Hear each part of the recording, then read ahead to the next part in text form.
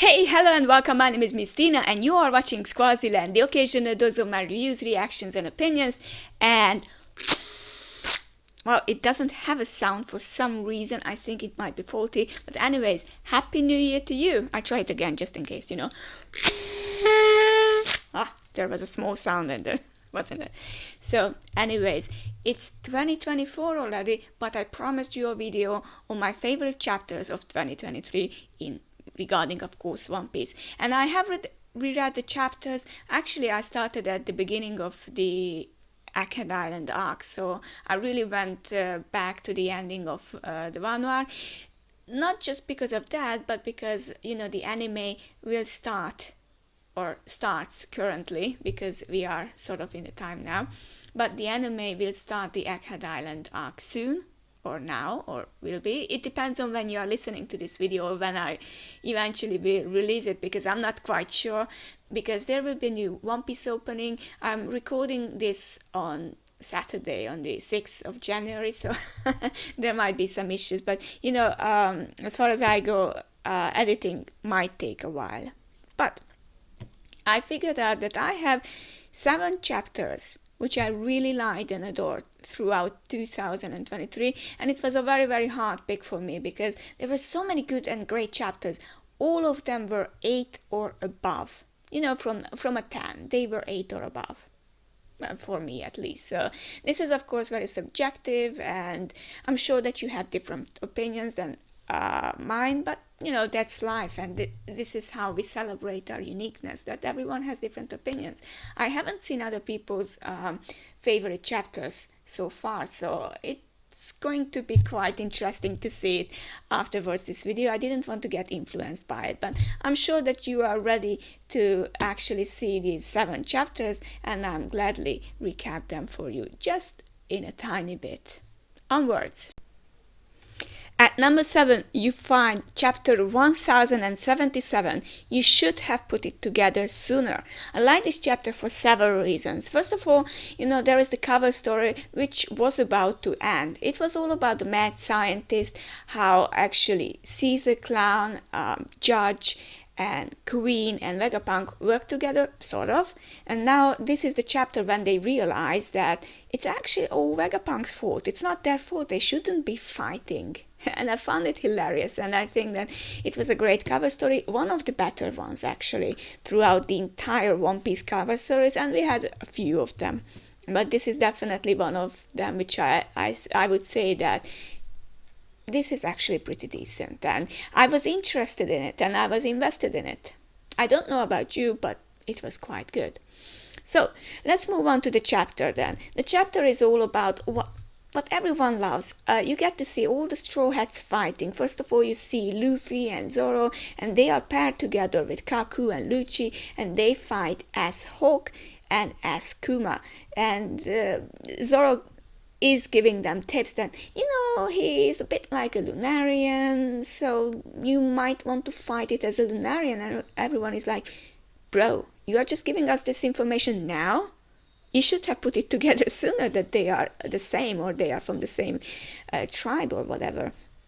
It was hilarious. And this is also not to the title as well, just as well the Vegapunk stuff I mentioned before from the cover story. And there will be one more thing which ties to it. I found the fighting style of Nami particularly good with Zeus, and she fought against the small mini Jinbei called as Shark. I don't really like to get used to these names, but whatever, this is what we have right now. And it's really I liked her. Well, how should I put this? Her shape was very well formed in this chapter.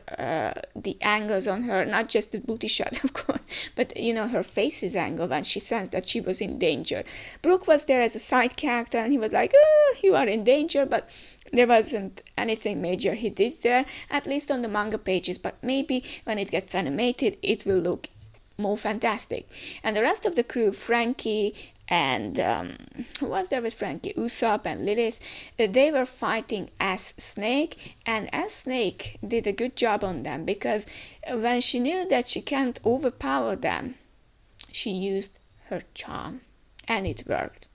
It was a brilliant chapter, and we found out a new weapon to actually deal with them, deal with the Seraphim, which was actually great and fine, and not just with the Seraphim, but also Devil Fruit users. I wonder if that would work on Saturn. Just a tip for the future, right? Future chapters. And this is what I really liked about the chapter, and it made into the top 7 because it's a rare occasion when you see all the characters are fighting, maybe excluding Robin, I think. I'm not sure where Robin is in this chapter. I might have forgotten about her entirely. And of course, before I forget, there was a Sanji moment too, and Sanji went to rescue. Now I know where Robin was. Sanji went to rescue Nami, and Robin was with Jinbei, and they went together on their own. And Sanji came in with the "I'll become your judge, jury, and the executioner." Wow, what a line and what fight! I really want this to be animated as soon as possible. It will be great. But the top of the cherry in this chapter was not other than Shaka's death. I think one of the most interesting and powerful panels of the year was actually seeing Shaka's shot. It was amazing. And not in the gory way. It's not like I like people being killed or anything like that. But that particular panel, it still haunts me. It's like, whoa. I think in my original reaction I was like that too, that whoa, that was quite powerful. It is. It's still something so great. And it was so great that this chapter made into the top 7. At number 6, you would find chapter 1095, A World Where You Are Better Off Dead. I mean, even the title suggests that this is such a heavy chapter. This is the beginning of Kuma's flashback, which some people said it's a bit too long for their taste, but I personally believe it was at the right length for sure. But before we do that, at the beginning of the chapter, we get to see Saturn's incredible power, how he manages to make people, just stuck on the floor, as if Vegapunk did that with the gravity stuff. And also, he can just make people's head explode, but not Sanji's and Bonnie's, but they dealt with the heavy damage. And even though Bonnie actually stabbed Saturn, he has healed himself. So there's something going on. And seeing Saturn like that, and he's saying that, well, you maggots, don't worry about me. If I don't want to get stabbed, I will not get stabbed. Do you understand what I'm saying? So he's so incredibly powerful, or he sounds powerful at least. So it was great. A great introduction to him. Also, it was nice to see that Luffy and Kizaru were KO'd by each other naturally, and Frankie was saving Luffy from Saturn, and he was being very proud. I mean, Frankie, that is, that his captain is so famous or infamous that he's going to be killed by such a character as Saturn, because Saturn is obviously someone major and big, and even Frankie realizes that. And Bonnie starts to lose all her hopes, and she's thinking about Nika, how her father Bartholomew Kuma suggested that, what, there is Nika, and he will save us for sure. There won't be any slaves, and he will live, smile on your face, believe in Nika, because he has a certain rhythm, and it will make you laugh. Dun dun dun dun dun dun dun. Brilliant. And then we go into the flashback where we can see Kuma's parents. Incredibly sad moments there. Kuma is being born, then they are immediately sold as slaves because of the Buccaneer blood, because it is revealed that he is part of the Buccaneers, and even though his father tried to save them, he couldn't, so the whole family is being sold as slave to the Celestial Dragons, and of course they treat them miserably, and after a while, his mother dies. We don't know exactly how. Maybe it's for the better.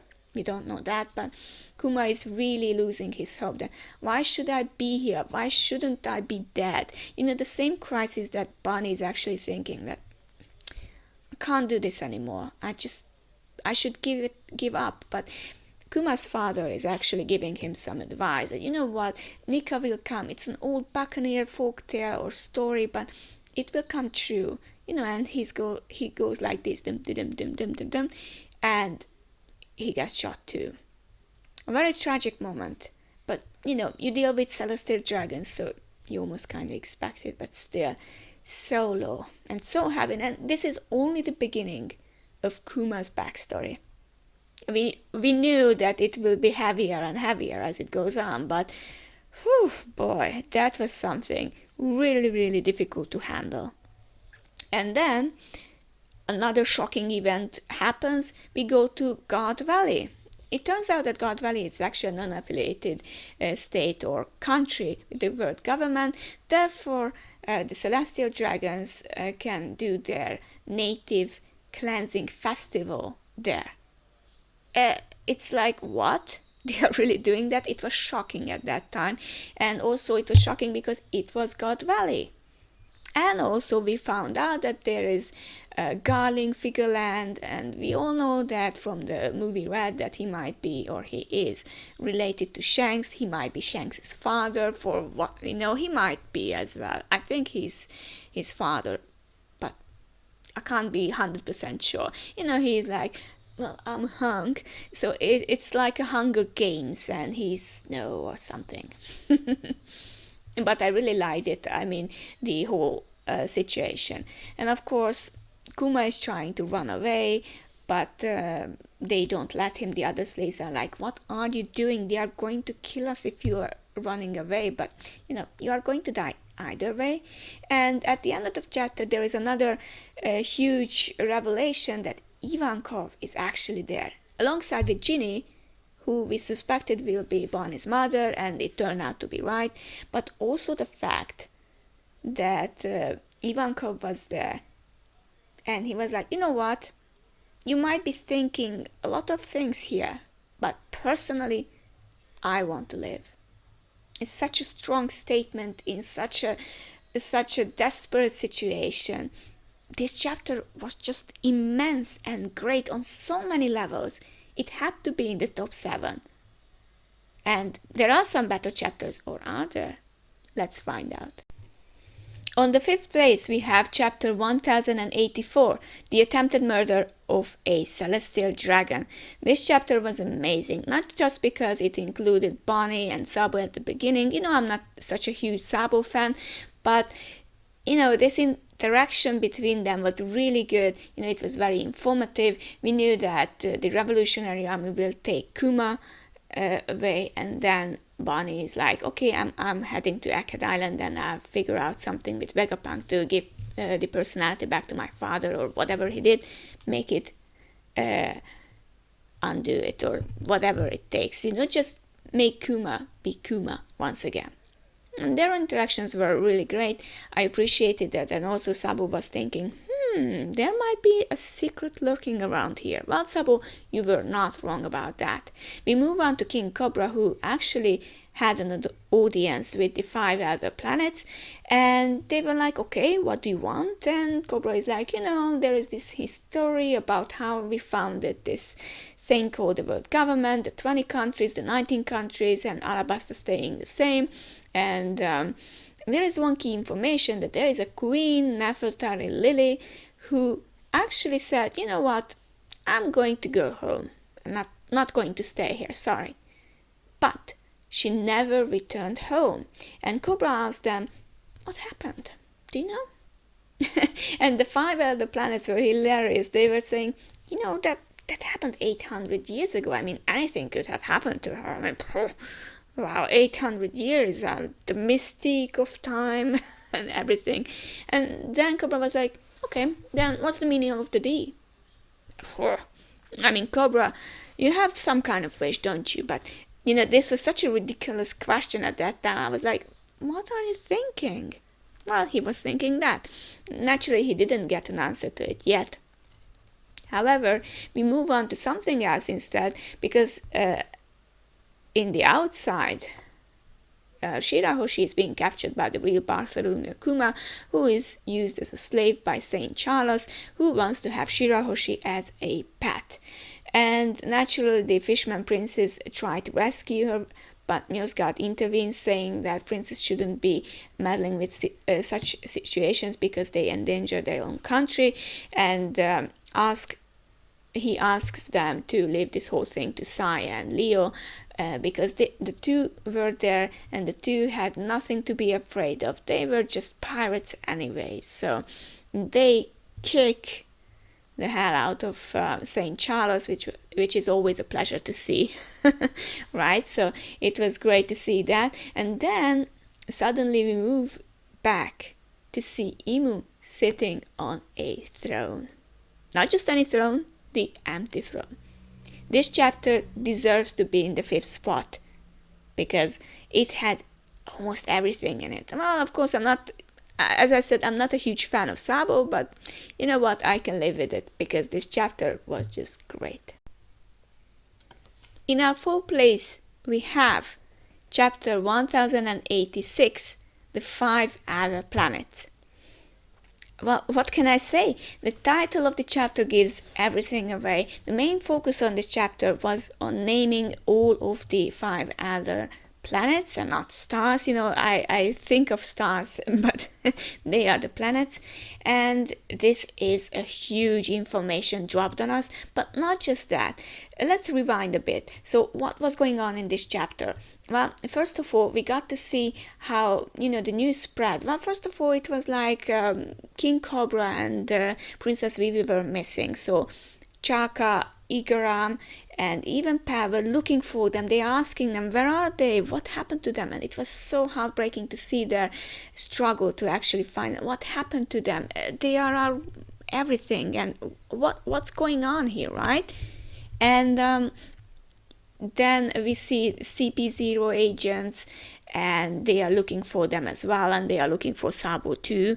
It was interesting to see that too.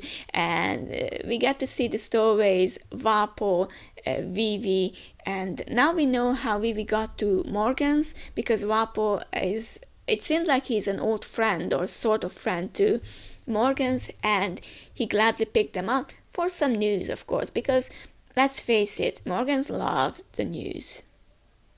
And he loves information. He loves the truth. He wants to hear the truth. He doesn't want to publish it, but he wants to know it. He wants to be aware of it. And, Morgan's is truly a unique character, and I like it. I like the fact that he's not just a one-dimensional somebody or something. So much more. And I like that a lot.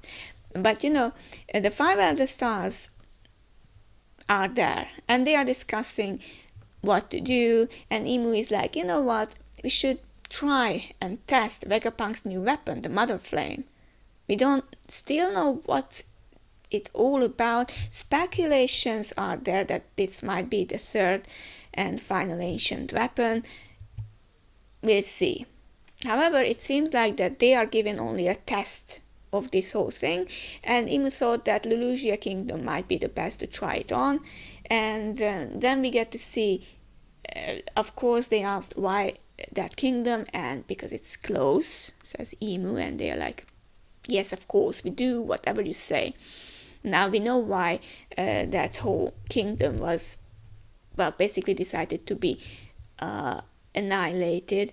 And of course, there were actually 8 countries, including, of course, the Lulusia Kingdom, who were sort of against the world government or against their own kings and queens and rulers. And, Lulusia Kingdom became an example, which is a huge thing.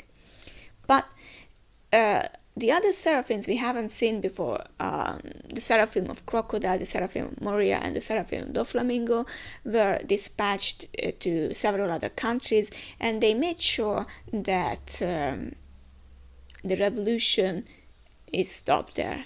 And I think there were some countries where the revolution has stopped, and of course they have heard what happened to Lulusia, which is not existent anymore. So yeah, that's that.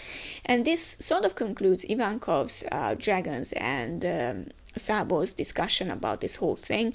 Of course, there are some speculation regarding what happens or who Imu is, but this speculation can be right, can be wrong. I'm not sure if Ivankov is right, or is that just another speculation? I don't know. I have no idea. So I don't know whether to trust Ivankov or not. That's that. So this chapter really was amazing in this regard as well.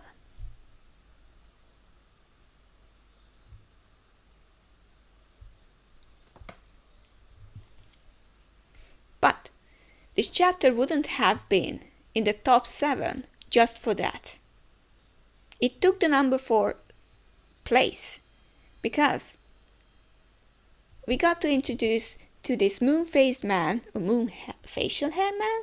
Well, anyway, Garling Figureland was introduced to us. We know that he might be related to Shanks, as I mentioned before, and this is his introduction. He has a very, very cool design. Everybody loved it, including myself, of course.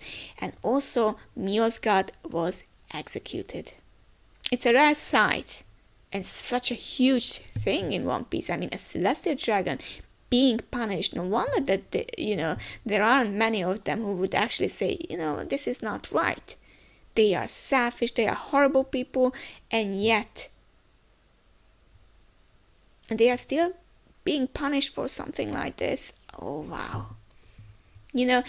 I really admire One Piece for going the mile and going where you didn't think it might go. It's just brilliant writing on Oda's part, and I appreciate it. And I feel very sorry for Miosgard, and I wonder if his sacrifice meant something from the other celestial dragons or not. I'm really curious about that. Did he have a son, a daughter, or some relatives, or some people he actually inspired? Are they now afraid? Are they now attempting to make a revolution inside of the celestial dragons? Who knows? On the 3rd place, we have chapter 1102, The Life of Kuma. Of course, this chapter had to be in the top 3, right? I mean, it even made me cry in the end. Wow, it was such a great chapter. And not just because it's almost the end of the flashback, but because, it started off with how Bonnie became a pirate and how she tried to actually go after Kuma, but she realized, I'm going after Kuma, but I'm looking for Nika too. So she has her own adventure as well and her own help there. And she's said to be a horrible pirate because she hurts elderly and children, but they were actually elderly or children. That's another thing. It's, it's her devil fruit, but never mind, the news are news. We know that from Morgan's.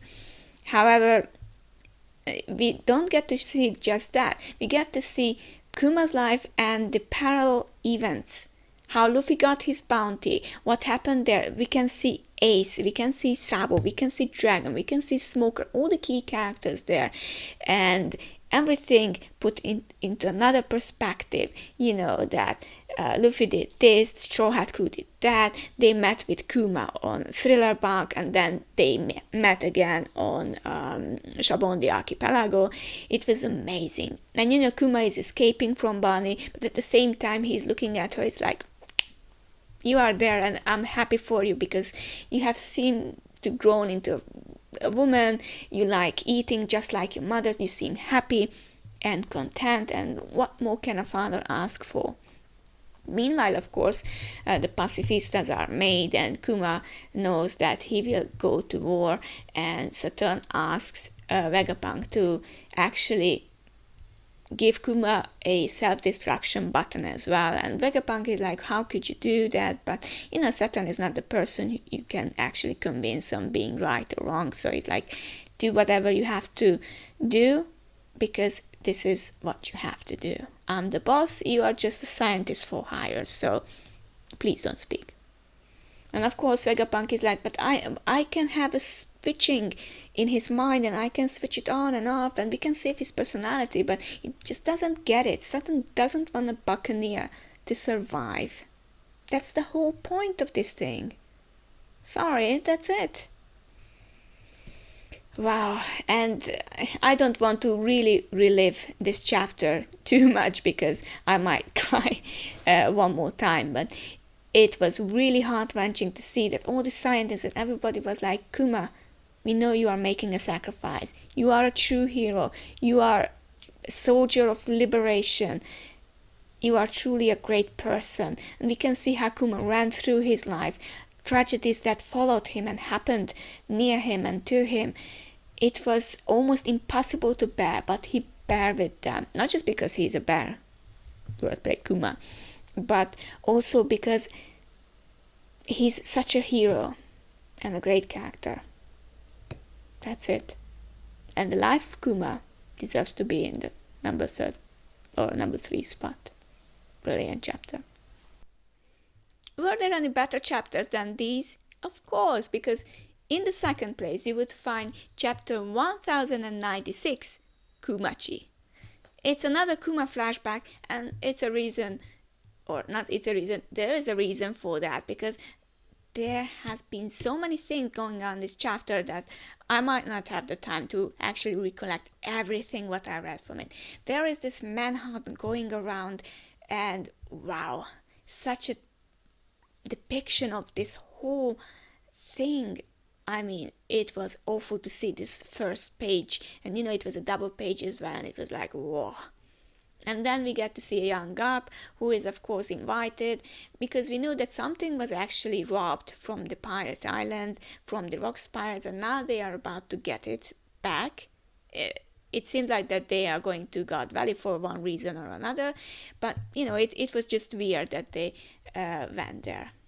I actually liked that a lot, and Garp was like, yeah, but I don't care, because, you poked the hive, deal with it. But then it turned out that Roger will be coming to this island too, and God was like, that's all you had to say, I'm on my way. But even before that, we get to see other characters as well. Ivankov makes his speech about this whole game being rigged, and they want to defeat this whole thing. They don't want to die, and they don't want other people to die. So if there are others who want to survive, then they should come and help them instead of playing this game, because there will be no survivors, and they have to face this fact. And of course Kuma says, okay, I'll help any way possible, and Ginny says that she actually leaked the information of two terrible and powerful devil fruits being here on this island, and they are the greatest prizes. And of course people are very interested in them, because one of them is Kaito's devil fruit, and the other of them is of course the pawpaw fruit. So, well, maybe not many people would go for the pawpaw fruit, but definitely for the azure dragon. Wow, that's something really. Therefore, it's really about survival. We get to see how the Rocks pirates arrive, and there is an unfamiliar yet familiar face, because we didn't know that Gloriosa was actually part of the Rocks pirates, and we got to see how Stussy and Whitebeard actually got along pretty well, which might lead us to think that Stussy's son is actually Whitebeard's son, but we don't know that for sure. It was nice to see interaction between Kaido, Big Mom, Captain John, and all the other characters there, and I'm sure that we will get a God Valley incident flashback, and it will be just superb. But of course we cannot see Rocks either, so we have to hope that the anime will give him a voice, which might give us a clue on who he might actually be. Wow. And not just that, because Roger pirates arrived too. I mean, the God Valley incident is on its way, but of course we can't see that this chapter, and neither could we during the rest of the year, but we figured sort of that this will happen, or this would happen, so I wasn't really disappointed by the fact. However, we got to see how Ivankov and actually Kuma got their hands on the devil fruits, and how the devil fruit was stolen from Ivankov by Big Mom, who was in her prime, and she looked quite menacing and very, very beautiful too. It was great to see that, and so Kuma ate the devil fruit. Then he met with Saturn and asked that, are you somebody important? Why are people more important than the others? Why are slaves? Why can't we just be, And naturally, Saturn isn't thrilled by the fact that Kuma said that he wants to be just like Nika, and it seemed like Kuma really did a number on them, because 500 people actually escaped with the help of Kuma, and of course the Rocks pirates and the others as well. But that's another story. But it was nice to see that they escaped Sorbet Kingdom, and in Sorbet Kingdom, Ivankov bid farewell. So it was just only Kuma and Ginny. And also Ivankov mentioned that Kuma's hands are the hands of liberation, which had a very, very nice sound to it. And it was so lovely to see how they spent few happy days or even happy years together, Kuma and Ginny, and they were just cute and they were happy. Maybe for the first time in a long, long while. And this chapter deserved to be in the number 2 spot. It was really hard to decide whether this chapter should go in the first or the second or the third, but I think it's in its right place. And the number 1 spot goes to chapter 1085, The Death of Nefertari Cobra. It was very hard to pick a favorite chapter because all these 7 chapters were really amazing and unique on their own, but this chapter had really everything in it. First of all, Emu appeared and Cobra sort of realized that he's in deep, deep, deep trouble. And of course, we get some hints on or regarding Emu's true identity. And then again, it might be just a speculation because it's not confirmed yet. It's just an idea of Cobra. It might be right, it might not be right. I think years from now, we might know the truth, but not now, not in this moment. And Emu is like, you know what, I'm going to answer 2 of your questions because you were so insistent on it. And first of all, the meaning of the D. The D is the moniker of our enemies, but no one really knows what it means anymore. It's just a faint echo of the past, but it is really vexing to have it here. Let's put it this way. And of course, the other one was Queen Nefertari Lily's full name, because she left behind a letter, which was left behind to every ruler of the kingdom of Alabasta. And this letter was actually saying quite a few things, but the most important thing was that the family of Nefertari were also these. And Emu was like snapping that, yes, I knew they were these. I knew it. You answered my question. And Cobra was like, I'm kind of dead right now, am I? Or aren't I? And they are like, yeah, you saw the empty throne not being empty, so you sealed your own life with this and, yeah, or own death. It was really hard to see. And, Sabo was there and he helped him. And they tried to escape together, and Cobra actually trusting Sabo because he knew Luffy, and he entrusted Sabo with an important message to Vivi that they share the moniker of the with Luffy and Co, and it's a crucial and important information. Why? We don't know, but it was amazing. But not just that, but the fact that even the 5 other planets and Emu changed themselves into something demonic, and Sabo almost didn't get away from it. I mean, you could see in the next chapter how seriously and badly injured he was, so it was like, whoa, that's some serious thing. But he was lucky he could escape. But he wasn't the only one who escaped, because Vapo was there. What a shocking moment. Vapo actually witnessed this whole thing, and he was like, oh my god, I witnessed the biggest skeleton which has ever been in a wardrobe of the world government. And he's like, I'm not going to die here, and he escaped. Poor fellow, I actually felt sorry for him. And of course they went after him, and Vapo was like, no, I'm not having this. And meanwhile, he accidentally rescued Vivi, and they went on a ship to hide. And Vivi was captured by the CP0, and we got to see that the former CP9 members were actually CP0 members now, which I don't know what to think of it, because Jabra and the Owl Guy and Khalifa, they weren't strong or good enough to be there, but I guess, 2 years of time skip might have made them even stronger. I don't know, they seemed quite foolish, But, it was nice to seeing them, but Hey, so this is my favorite chapter of the year. Everything happened, important things, crucial, great things happened. I mean, great in a sense regarding the story, of course, because it will move the storyline along. And the funny thing is that this chapter didn't include any of the Straw Hat Pirate members, excluding perhaps Vivi. It depends on how you stand on Vivi. Vivi is an honorable member of the Straw Hats, so I guess that's that. But apart from that, you know, the year of the chapter and no Straw Hats in it. And most of the chapters I mentioned in my top 7 didn't have any Straw Hats in them. Only the first one, 1077. There is a reason for that, of course, because we didn't get much chapter with them. There were great chapters. I'm not saying that all the other chapters are rubbish. No, in fact, we had a great year in One Piece, where most of the chapters were actually superb.